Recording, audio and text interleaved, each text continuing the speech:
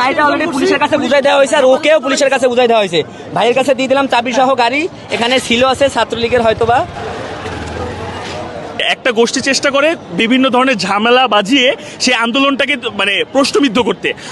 আমার দায়িত্ব এবং আমাদের দায়িত্ব, একটা বড় দায়িত্ব হচ্ছে যাতে এই আন্দোলনগুলো প্রশ্নবিদ্ধ না হয়। তো যখন এখানে আমি গ্যাঞ্জাম দেখলাম, তখন দেখলাম এখানে মানুষ ছুটাছুটি মারার চেষ্টা করা হচ্ছে। আমি এখানে আইসা মূলত সেই পরিবেশটা ঠান্ডা করার চেষ্টা করছি, যাতে কেউ গায়ে হাত তুলে বা এই ধরনের কোনো ঘটনা ঘটে বা আমাদেরকে উস্কে দিয়ে আমাদের আন্দোলনটা প্রশ্নবিদ্ধ না করে।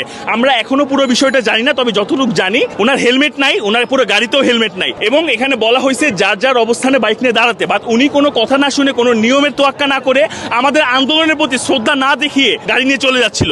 সেক্ষেত্রে যখন তাকে থামাতে যাওয়া হয়, তখন হয়তো এখানে কোনো বাকবিতণ্ডা হয়, এবং আমি বাকবিতণ্ডার পরে এসে যখন পরিস্থিতিটা খুব ঘোলাটে দেখেছি, আমি সেটাকে ঠান্ডা করার চেষ্টা করেছি। উনি আন্দোলনের কেউ নাকি কেউ না, এটা এই জায়গা থেকে বলতে পারবো না, কারণ এটা সাধারণ শিক্ষার্থীদের আন্দোলন।